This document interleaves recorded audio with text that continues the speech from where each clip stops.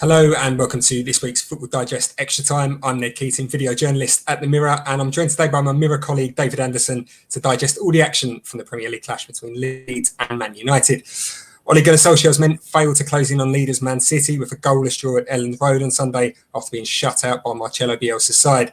The point, meanwhile, keeps the Whites in the top half to continue their fine return to the Premier League.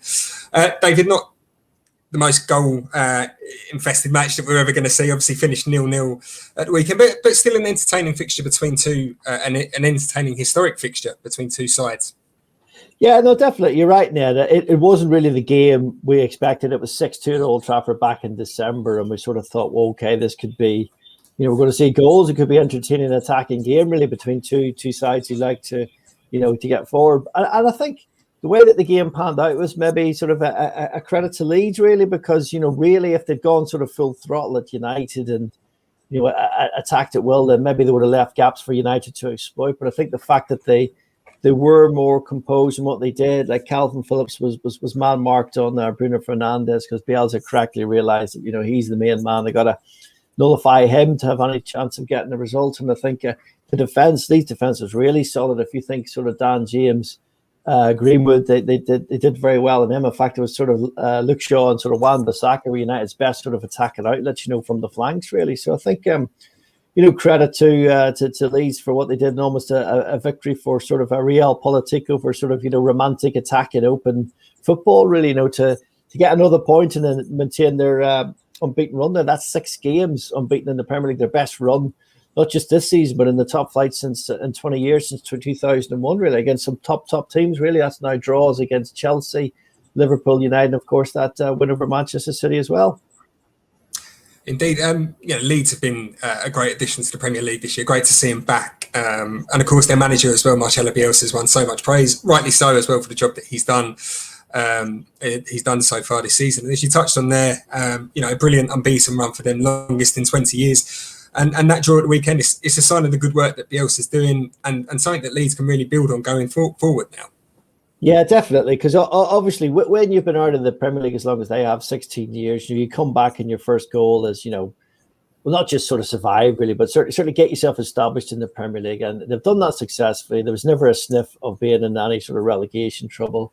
It was a little bit bumpy at times. It sometimes be a case of sort of 2 wins, 2 defeats and stuff like that. They conceded a lot of goals earlier on, but they've sort of tightened up, and now they're sitting there in 9th and looking above Everton, thinking, oh, can we maybe close the 5-point gap on them and maybe even finish even higher, really. And again, it will be, whatever happens, it's going to be their highest finish, in the league since 2002. So again, yet another sign of, the progress they've made. And of course, it's a great platform to push on and push for Europe, which is what their goal is. And of course, the long-term goal is trying to get into the Champions League. And this is how you do it, really, step by step, building as you go along, putting down solid formations for which to build on again in the next season. They've successfully done that. And they've done it as well without fans being in stadiums this year. I mean, we saw it in the last few years in the Championship, how much the support was getting behind Leeds, how much of a hostile environment Elland Road was becoming again for sides to go to. So it's only going to become a more difficult place to go next year when hopefully, fans are allowed back in their full capacities. Yeah, definitely. Now, if you take, yesterday's game was a classic example, really, of a game that desperately needed the fans in, because you imagine that game, if you had a packed Elland Road, with the away contingent, the Leeds fans going at them as well. And how would the players not have been lifted by that and, sort of tried even harder? And I think there would have been goals if you would have had the fans that urged them on, really, to create that wonderful atmosphere.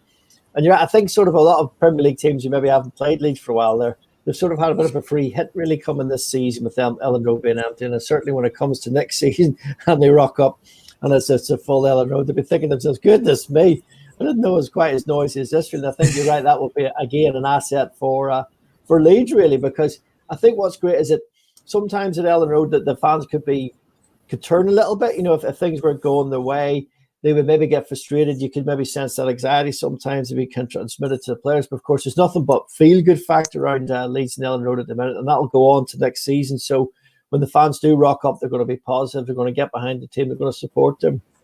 And I think they will be able to make it difficult for all opposition sides that come.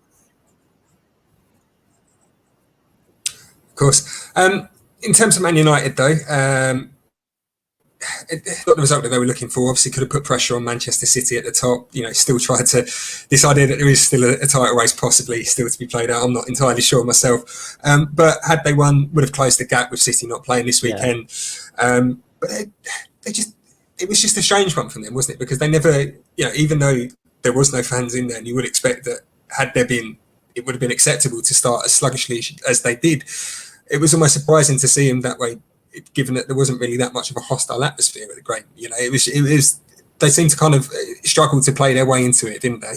Yeah, they definitely did. Like Solskjaer, as this is one, was always trying to put a positive gloss on it afterwards, saying, well, look, we've extended the unbeaten away run in the Premier League. That's now 24 games unbeaten in the Premier League, which, to be fair, is an achievement. And to be fair, that's the sort of thing that you can use as a platform for a title bid. But you're right, Ned. Really, in contrast to the game, say, on Monday between Liverpool and Leeds, which there were more chances for both teams. Like this one, yes, it was quite disappointing. And you're right, United's performance, I felt it was very flat.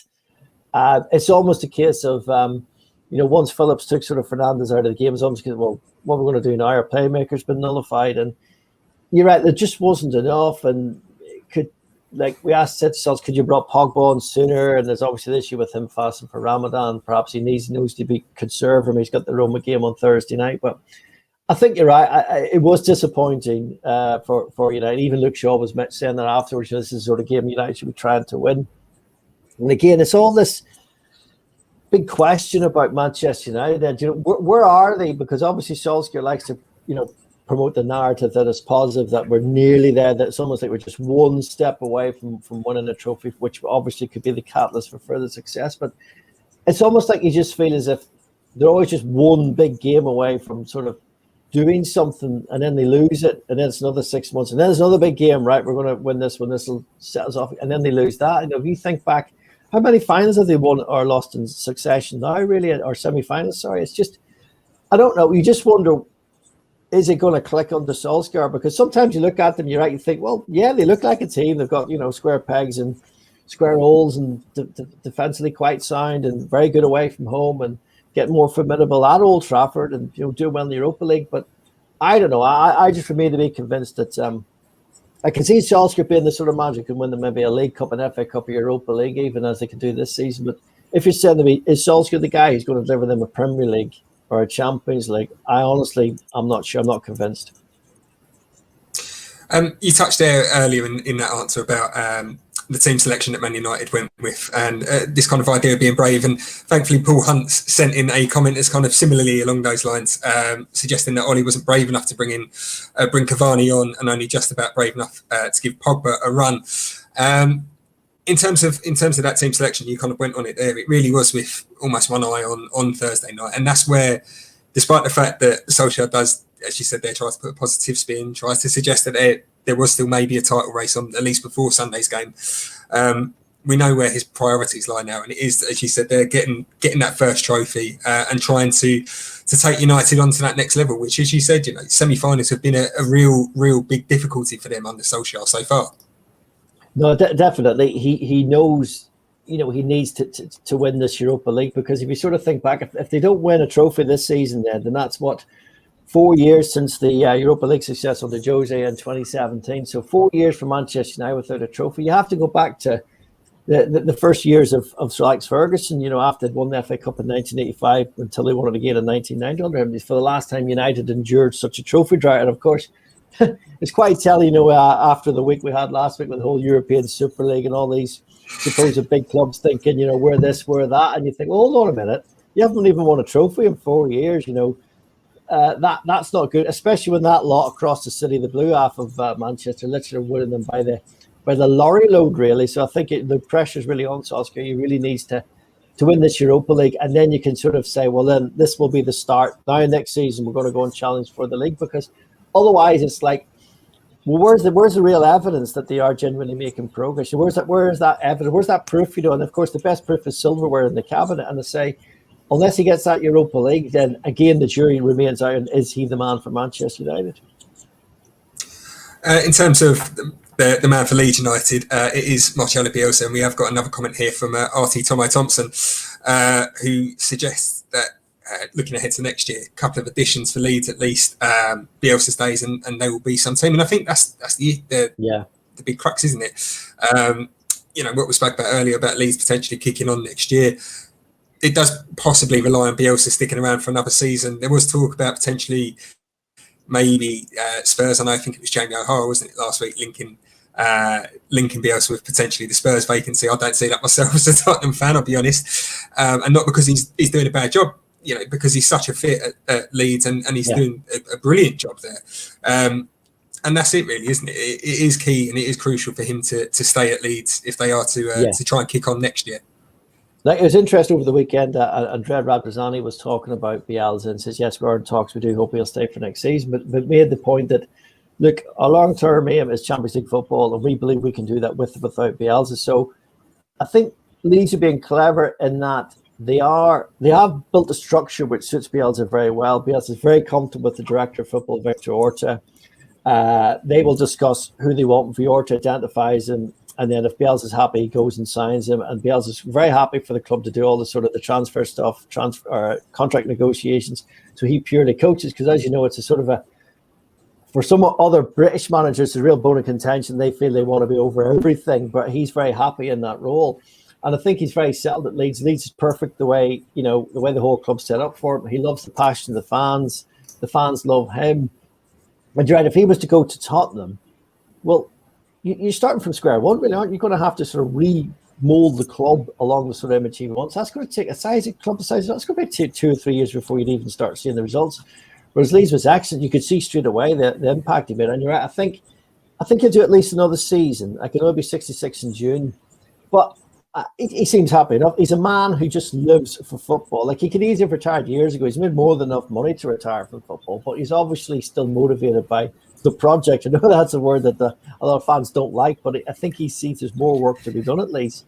And I think you're going to get at least another year out of him. I don't think he'll ever go to another English club. I think it'll be Leeds, and then he'll go back. I know back at Newell's, old boys always talk about, he owes us a debt before he retires to come back for one last season. Maybe he will, maybe he won't. I don't know. But I think certainly in terms of the Premier League, it'll be Leeds at least another year, maybe 2, and then you can just sort of see him going. And then by that stage, Leeds would like to think they'll have a structure in place in terms of players and size of a squad, and Victor Orta there and Radrizzani sort of running it, and income coming in, that they feel whoever they slot in as coach can sort of maybe almost build them up. Bielsa did play similar type football, obviously not the same because he's unique in that sense, but similar type football, and again continue the progression up the table. In terms of Victor Orta's in tray as well for the summer, once he sorts out Bielsa's future, in terms of players at least, where do Leeds need to look at in the summer to improve, to go on to that next level? Well, funny enough, one problem which has resolved itself, which we sort of were criticising for back in even just 2 months ago, was the defence. Ned, we're always like, they had one point at the second worst defence in the Premier League behind West Brom. The goals were flying in 2-3 a game, which obviously is part of a consequence when you play attacking football. But really, if you look at it, since the end of February against Southampton, when Diego Llorente came back after all the injuries he had, we've only conceded 7 in the last 9 games with him in the team. And you can see even on yesterday, there was a real defensive solidity about him. United didn't really open them up. And the Llorente's been excellent. Pascal Struijk's really come on this last few weeks as well. Of course, you got Liam Cooper suspended, Robin Cox sitting on the bench. Good options at the fullbacks with obviously Aileen, very good steady Eddie, and Alioski, who did very well yesterday at left back. So I think the defence is sorted, the goalkeeper sorted. They do want a left back because the expectation is that Alioski is on a out of contract and somewhere will leave it at Bosman. Galatasaray want him. Leeds have made an offer, but it looks like he's not happy, that he perhaps feels that can maybe do better elsewhere. So they do want a specialised left back. I think the plan is maybe to release Stuart Dallas. Like, Dallas has been playing a lot of midfield race, and I think Bielsa loves his energy in the middle of the park. The fact that guy can just go all day and cover every blade of grass and do everything for you. So he would like to have him there. I think the number 10 role, that was something that was sort of left over from the last transfer window back in the summer, the last major window, where they'd obviously wanted people like Michael Cuisance. They thought they had the deal for him, Simon Loan, then it fell through and he went to Marseille. And I think they do like that idea of, with Pablo Hernandez being 36 now, that we need maybe somebody else in there. Rodrigo's had a go this season, Click's had a go. Tyler Roberts is playing there at the minute. Roberts has played really well, actually. I've been quite impressed with his performance. I know it sounds stupid. he's done everything apart from score goals. And it's hard to be in that attacking role when you have 22 Premier League appearances and no goals. Like Pascal Struijk scored more than M&E from centre half. So I would say maybe perhaps more goals from that position.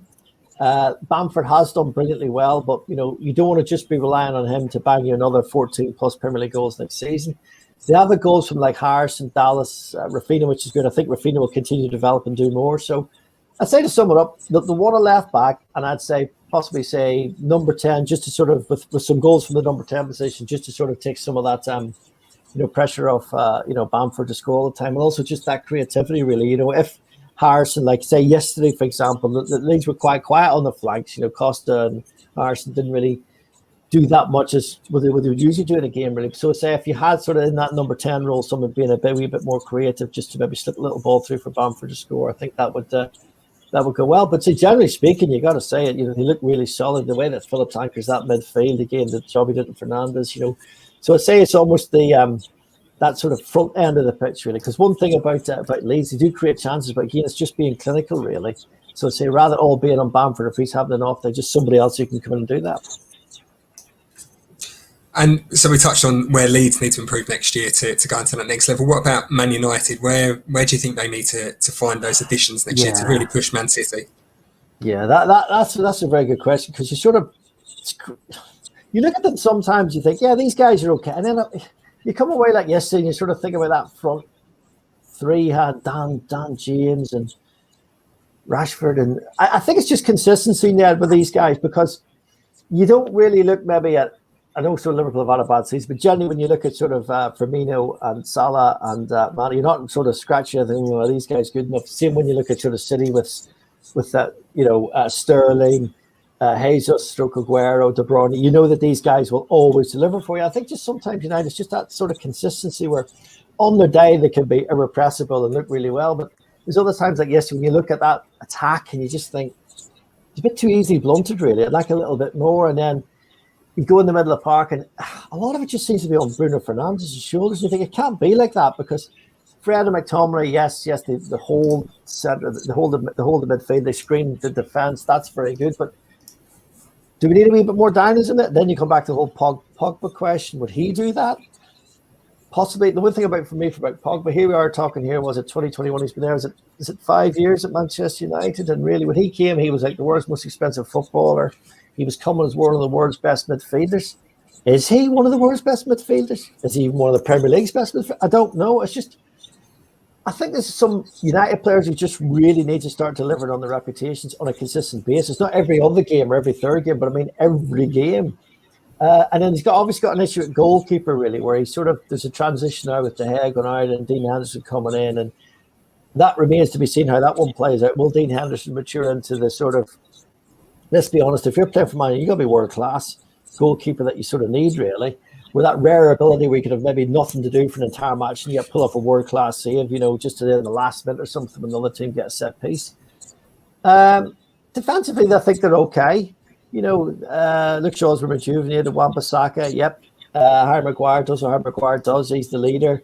And Lindelof as well. So I think maybe it just comes back to that attack. Just these guys have got to deliver. Like, I know they've got things like Cavani. The big question was, should we use Cavani more? But I think he was only ever really a sort of a little booster, a sort of pinch hitter off the bench, really, if you need it. So he's not in the long-term solution.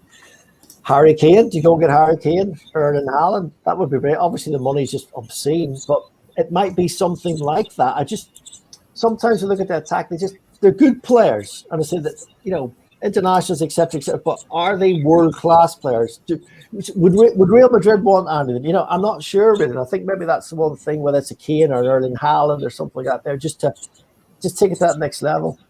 Of course, it's sure to be a busy summer for both teams and a busy end to the season as well for both of them too. David, thanks for joining us today.